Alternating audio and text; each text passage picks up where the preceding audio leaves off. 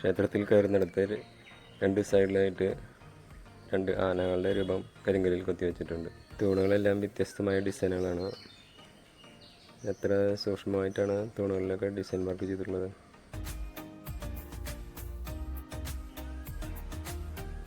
ഇവിടെ പ്രാചീന ലിപിയിലുള്ള എഴുത്തുകൾ കാണാം. അദ്ദേഹം ചെരുപ്പല്ല ഉപയോഗിച്ചിരിക്കുന്നത്, പണ്ടത്തെ മെതിയടിയാണ്.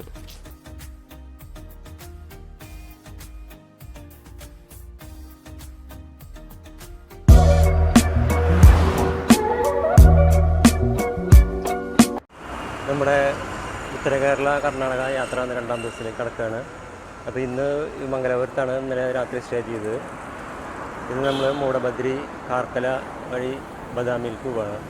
മൂടബദ്രയിലും കാർക്കലയിലും ജൈന ക്ഷേത്രങ്ങൾ സന്ദർശിച്ച ശേഷം രാത്രിയോടുകൂടി ബദാമിയിലെത്തും. ഇപ്പോൾ നമ്മൾ മൂടബദ്രിയിലെത്തി. മംഗലാപുരത്ത് നിന്ന് 34 കിലോമീറ്ററാണ് ഇവിടേക്കുള്ള ദൂരം. കന്നഡ ഭാഷയിൽ നിന്നാണ് മൂടബദ്രി എന്ന പേരുണ്ടായത്. ഒരു പഴയ അങ്ങാടി, ആധുനികത അത്രയൊന്നും എത്തി നോക്കിയിട്ടില്ലാത്തൊരു സ്ഥലം.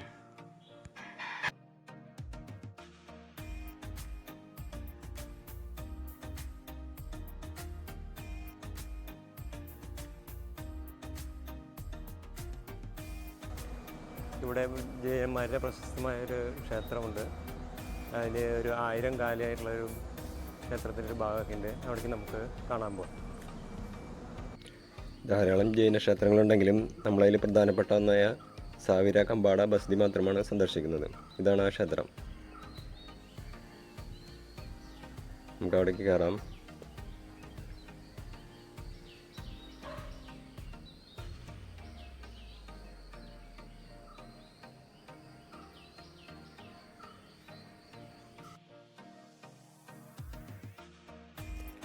ബസതിയുടെ മുന്നിൽ 15 മീറ്റർ പൊക്കമുള്ള ഒറ്റക്കല്ലിൽ തീർത്ത ഒരു പില്ലർ കാണാം.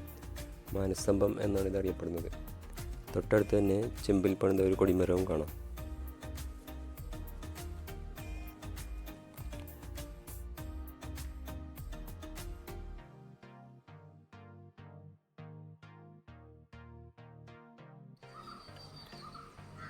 ക്ഷേത്രത്തിൽ കയറുന്നിടത്ത് രണ്ട് സൈഡിലായിട്ട് രണ്ട് ആനകളുടെ രൂപം കരിങ്കല്ലിൽ കൊത്തിവെച്ചിട്ടുണ്ട്. 1430 ദേവരാജ ഉടയാർ ആണ് ഈ ക്ഷേത്രം പണിയെടുപ്പിച്ചത്.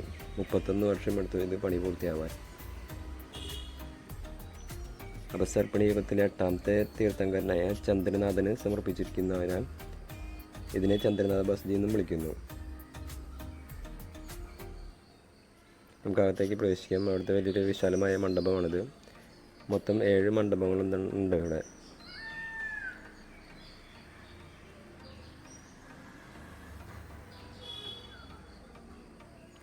ഫ്ലോറിലെല്ലാം കരിങ്കല്ലിൻ്റെ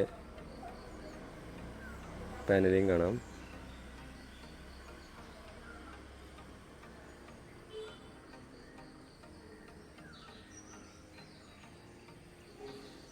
തൂണുകളെല്ലാം വ്യത്യസ്തമായ ഡിസൈനുകളാണ്. എത്ര സൂക്ഷ്മമായിട്ടാണ് തൂണുകളിലൊക്കെ ഡിസൈൻ വർക്ക് ചെയ്തിട്ടുള്ളത്.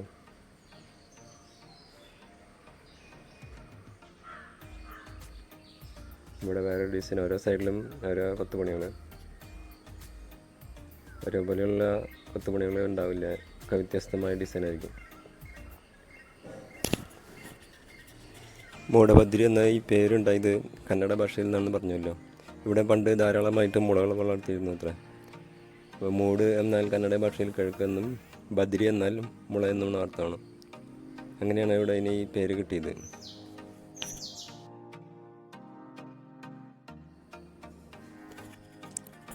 റൂഫിലും നല്ല കൊത്തുപണികളൊക്കെ ചെയ്തിട്ടുണ്ട്.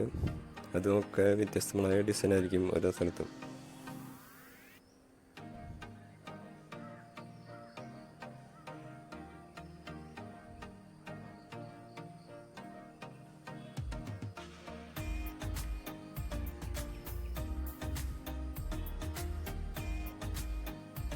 ഇനി നമുക്ക് ശ്രീകോവിലേക്ക് പ്രവേശിക്കാം.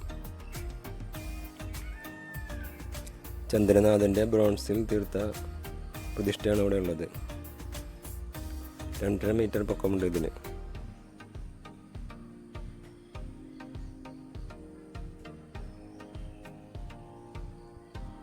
വിസിറ്റേഴ്സിനെ ഇവിടം വരെ പ്രവേശനം അനുവദിച്ചിട്ടുള്ളൂ.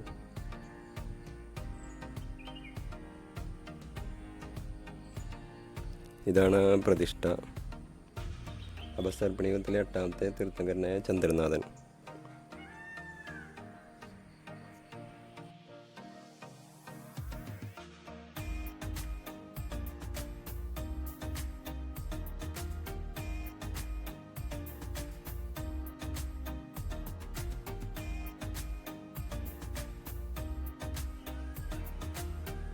ഇവിടെ പ്രാചീന ലിപിയിലുള്ള എഴുത്തുകൾ കാണാം.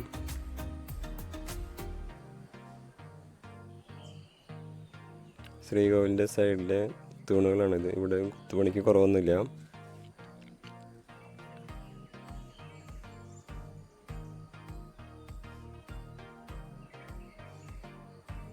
ഇനി നമുക്ക് ക്ഷേത്രത്തിൻ്റെ പുറമൊന്ന് കാണാം.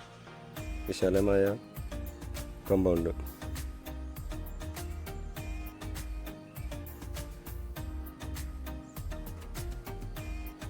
ഇവിടെ നല്ല ഭംഗിയായിട്ടുള്ള തൂണുകളിൽ കൊത്തുപണി പണം.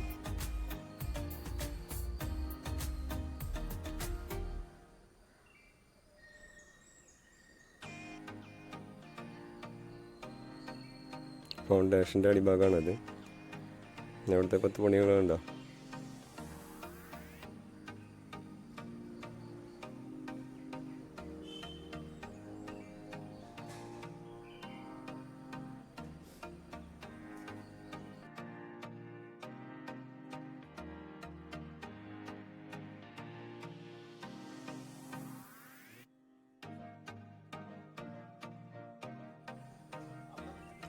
ബെന്നി സാറ് വിശദമായി ചരിത്രം പറഞ്ഞു തരുന്നുണ്ട്.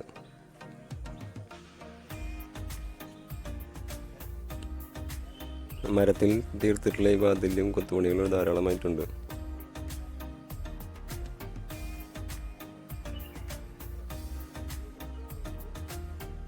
ഇത് 2ാമത്തെ വാതിൽ, അതിലും കൊത്തുപണികളുണ്ട്.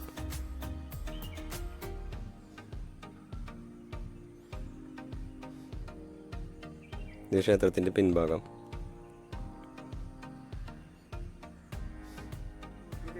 ഇവിടെ നമ്മൾ മഠാധിപതിയെ പരിചയപ്പെട്ടു. അദ്ദേഹമാണ് ഇപ്പോഴത്തെ മഠാധിപതി. വളരെ സിമ്പിളായൊരു മനുഷ്യൻ.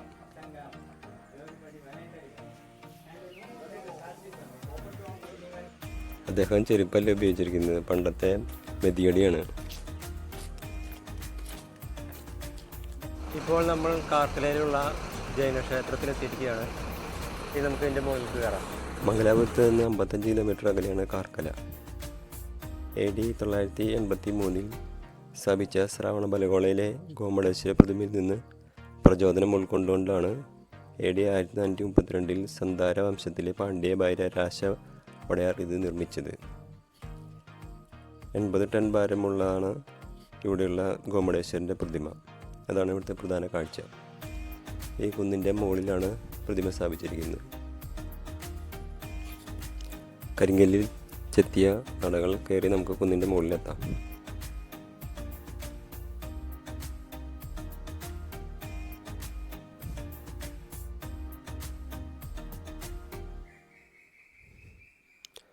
നമ്മൾ കുന്നിൻ്റെ മുകളിലെത്തിയ ഇവിടെ ഗോമടേശ്വരൻ്റെ പ്രതിമ കാണാം. 5 അടി ഉയരമുള്ള പീഠത്തിലാണ് ഈ പ്രതിമ നിർത്തിയിരിക്കുന്നത്. അതിൻ്റെ പിന്നിലായി തീർത്ഥങ്കരന്മാരുടെ ചെറിയ ചെറിയ പ്രതിമകളുമുണ്ട്. ഗോമടേശ്വരൻ്റെ ഏറ്റവും വലിയ 2ാമത്തെ പ്രതിമയാണിത്. 1ാമത്തേത് ശ്രാവണബലഗോളയിൽ.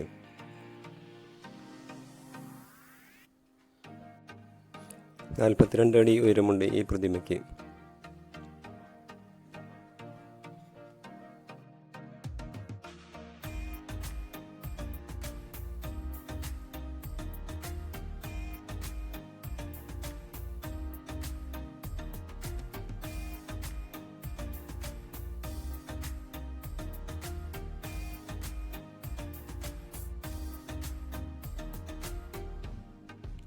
മതിൽക്കെട്ടിന് പുറത്തായിട്ടൊരു കുളവും കാണാം.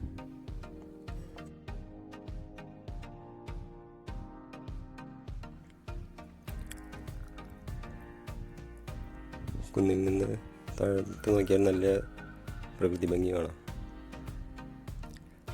ഇതിനെതിരായിട്ടാണ് ഇവിടെ ഒരു ചതുർമുഖ ബസ്തി ഉണ്ട്, 4 മുഖങ്ങളുള്ള ഒരു ജൈനക്ഷേത്രം. അതേ കുന്നിൻ്റെ മുകളിൽ നിന്ന് നമുക്ക് ചെറുതായിട്ട് കാണാൻ സാധിക്കും.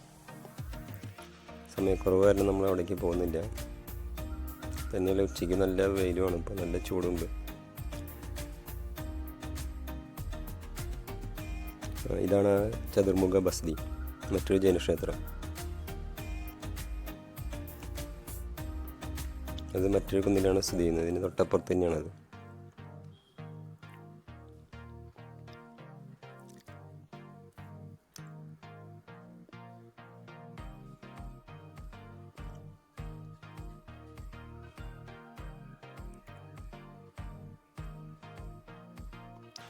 ചുറ്റുമുള്ള പ്രകൃതി ഭംഗി ആസ്വദിച്ചുകൊണ്ട് നമുക്ക് ഒന്ന് താഴേക്ക് ഇറങ്ങാം. ഇനി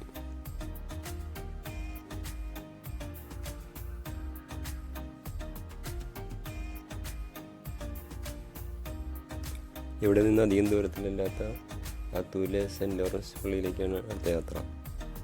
ഇതാണ് സെൻറ്റ് ലോറൻസ് മൈനർ ബസിലിക്ക.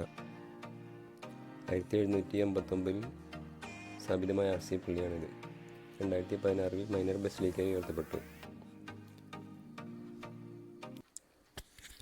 ഇതിൻ്റെ പിന്നിലായിട്ടാണ് പഴയ പള്ളി പൊളിക്കാതെ അത് നിലനിർത്തിക്കൊണ്ട് തന്നെയാണ് പുതിയ പള്ളി പണിതത്.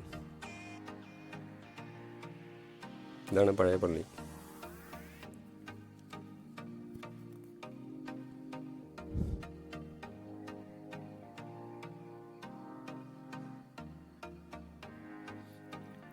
ഇവിടെ ധാരാളം അത്ഭുതങ്ങൾ നടന്നതായിട്ട് പറയപ്പെടുന്നു.